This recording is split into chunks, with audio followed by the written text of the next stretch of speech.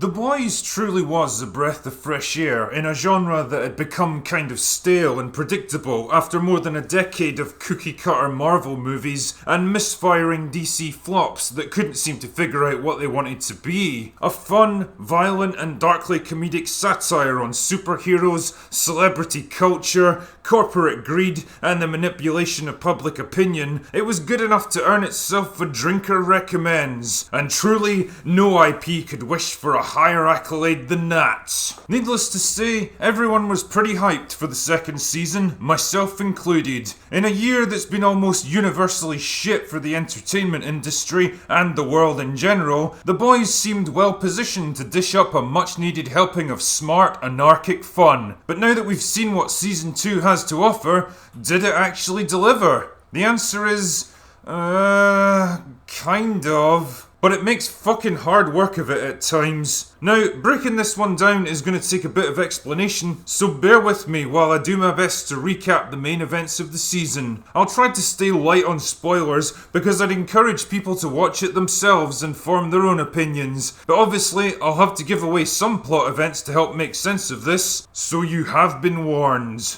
For those of you who aren't familiar with it, The Boys takes place in an alternate world where superheroes don't just exist, they've become an entire industry all to themselves. Most of them are managed by the monopolistic Vought Corporation, who cover up their misdeeds behind the scenes and present them to the world as virtuous saviors who fight crime and keep America safe. And at the very top of this pyramid are the Seven, the most powerful and popular of all the superheroes, led by Homelander, who's basically Superman but without the kryptonite. He's also a narcissistic, emotionally unstable megalomaniac that everyone's terrified of. But when his girlfriend is accidentally killed by an out-of-control superhero, mild-mannered loser Huey Campbell is recruited into an underground vigilante group called The Boys, led by Billy Butcher. The Boys are out to expose the misdeeds of the Vought Corporation and punish Supes for their crimes. But for Butcher, it's much more personal. His wife was murdered by Homelander and he wants revenge. So the first season is kind of a back and forth battle of wits between the two factions, with the Seven starting to come apart as personalities clash and loyalties are tested, and the Boys resorting to more and more extreme methods to stay alive as the net closes in on them. The season culminated with the revelation that superheroes aren't born with their powers, they're created by injecting a powerful drug known as Compound V into children. We also find out that Butcher's wife is alive and well, and that she has a son.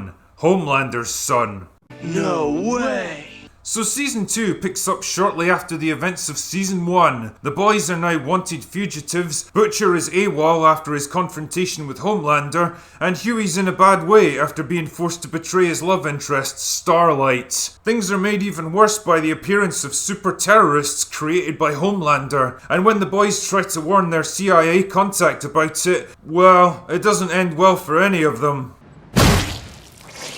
On the Vought side of things, Homelander is trying in his own clumsy way to connect with his son and encourage him to explore his dormant superpowers. But things are complicated by the introduction of a new member of the Seven, Stormfront. She's smart, outspoken and media savvy, and quickly begins to eclipse Homelander's popularity. Meanwhile, Starlight's efforts to maintain her cover as an agent within the Seven and recover a sample of Compound V to release to the world's media are compromised when A-Train regains consciousness and threatens to expose her. And while all this is going on, disgraced former superhero The Deep is inducted into a weird spiritualist cult called the Church of the Collective that promises to get him reinstated into the Seven. And that's not even mentioning Frenchie's relationship with Kimiko, or Maeve's troubled romance with Elena, or Butcher trying to win back his estranged wife, or Lamplighter's past misdeeds that get put into a new context, or any one of a dozen other subplots that are peppered through the season. There's an awful lot going on here, and while some of these storylines do an excellent job shedding light on characters that have been kinda two-dimensional before, the show's attempts to cover so much ground so quickly result in a narrative narrative that feels kind of fragmented and unfocused at times. It also means that important characters get sidelined to make way for new arrivals, like Huey, who was basically the protagonist of the first season, but spends the first 3 or 4 episodes moping around feeling sorry for himself, and the rest of the season getting dragged from place to place without really contributing anything. Don't get me wrong, I know he's just an average Joe in a world of vigilantes and superheroes, but I kind of expected a bit more progression by this point. I thought his experiences might have toughened him up a little and taught him some important truths about what it takes to survive. Instead, he's basically the same goofy, cowardly, emotionally needy asshole he was at the start. I genuinely do not understand what Starlight sees in this guy. And on that subject, Starlight's ability to operate as a mole within the Seven, when basically everyone knows what she's up to by the end of the season, is bordering on ridiculous. Her situation generated some interesting tension and moral conflict in season 1, but we're kind of beyond that point now, and it feels like her character should have moved on. Instead, the writers are trying to maintain a status quo that no longer logically functions. Queen Maeve still does exactly what she did in the first season, standing around looking miserable and concerned about Homelander without actually doing anything about it. In fact, if anything, she comes across as kind of selfish and disconnected, and to be honest, I never felt much sympathy for her because she won't do a single thing to help herself. The Deep has a season-long subplot about being inducted into the Church of Scientology, the Collective, in the hopes it'll provide a path back to the Seven, but ultimately, this storyline goes nowhere and does nothing for his development. By the end, he's still just an immature, self-absorbed asshole looking for redemption that he hasn't really earned. A-Train gets cut from the Seven after suffering a heart attack that prevents him from running, but then he gets reinstated by the end, and apparently he's fine now, so I guess that was a waste of time. Likewise, Black Noir gets betrayed by another member of the Seven and ends up in a coma, so he can't reveal what he knows and upset the status quo. There's this weird illusion of character and plot development without anything actually changing in a meaningful way, and it's kind of frustrating once you notice it, because it feels like the writers are trying to have their cake and eat it. Really, this season is held up by the twin pillars of Butcher and Homelander, and this is where I get to put aside my gripes and be positive for a change. Both characters are still brilliantly written and played by fantastic actors that know exactly what they're doing. Butcher's attempts to reconnect with his estranged wife and find a way to rescue her, while grappling with the disturbing implications of her son and confronting his own abusive father, are all great stuff. It lets us see a more complex, vulnerable side to the character without losing the swaggering bravado that made him so awesome in the first place. As always, Anthony Starr does another amazing job as Homelander, switching easily between his charismatic, heroic public persona and the sinister, cruel and unpredictable man beneath.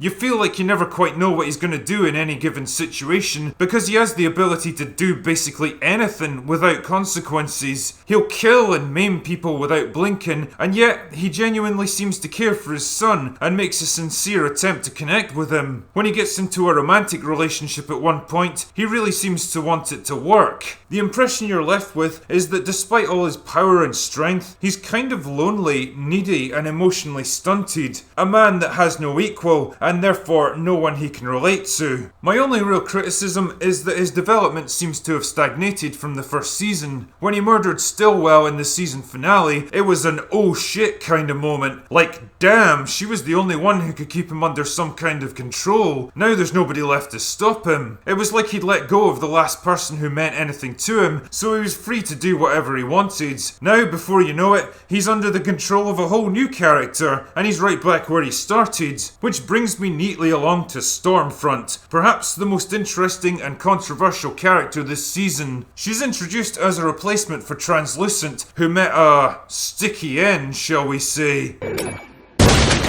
And straight away, she butts heads with Homelander by stealing the spotlight from him, and openly calls out the fake corporate activism that panders to female empowerment, while simultaneously parading women around in revealing and totally impractical outfits. She even has that shitty, shaved down one side hairstyle that's generally a sign you're dealing with a total asshole, and in reality, it just makes her look like she's recovering from major brain surgery. The point is, while the rest of the Seven come across as stiff, stage-managed and and conventional, Stormfront presents herself as the edgy, modern outsider who speaks her mind and plays by her own rules. She's mastered the art of social media, and as she points out herself, she can do more with 5 guys and their laptops than Homelander can do with a $100 million ad campaign. But naturally, all is not as it seems, and as the series progresses, the boys discover that Stormfront was the world's very first superhero, created by German scientists back in the 1930s. So I think you can guess what kind of political ideology she grew up with. And it's funny because a lot of people on social media totally couldn't wrap their heads around the idea that women can be racist, genocidal monsters too. That's the thing about equality, you see, it doesn't always work in your favour. Stormfront is able to use her growing popularity to inject increasingly xenophobic sentiments into her public speeches, whipping crowds up into a frenzy with dire warnings about armies of super terrorists crossing into the US, demanding tighter border security, and decrying her detractors as weak-minded liberals and SJWs. And if this all sounds more on the nose than a haymaker from Mike Tyson,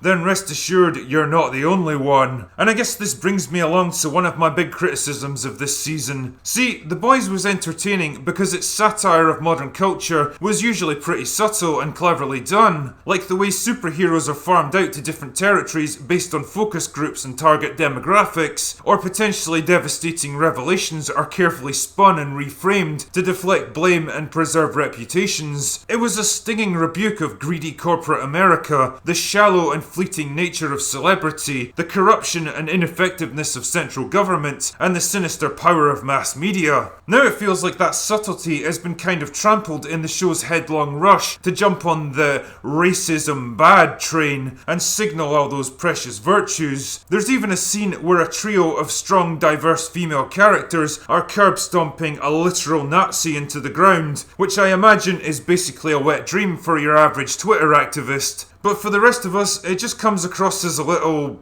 forced. Like, remember that episode from the last season that centered around evangelical Christians, where it kind of went over the top, trying to denounce every aspect of the faith as hypocritical and harmful, and generally became a bit preachy and excessive? Yeah, so that's basically the tone of this season in a nutshell. The Boys used to have you rolling with laughter, not rolling your fucking eyes. I mean, it's not insufferable like Umbrella Academy, and aside from a few isolated moments of absolute cringe, Girls do get it done.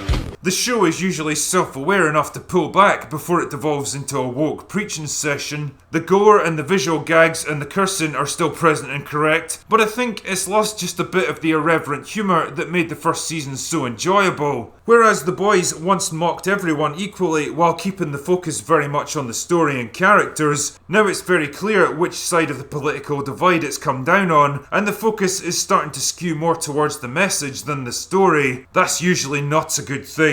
So the end result for me was kind of a mixed bag. It certainly didn't fall apart, but it also didn't quite reach the heights of the first season. There were lots of individually good elements and moments, and the core strengths of the show are still very much intact, but I get the feeling it was trying to juggle a few too many storylines, a few too many character arcs, and perhaps trying to push its heavy-handed social commentary just a little too hard this time around. I can only hope that the showrunners learn to ease off a little and don't lose sight of what made their show so good in the first place, because I really don't want to have to retract my drinker recommends on this one.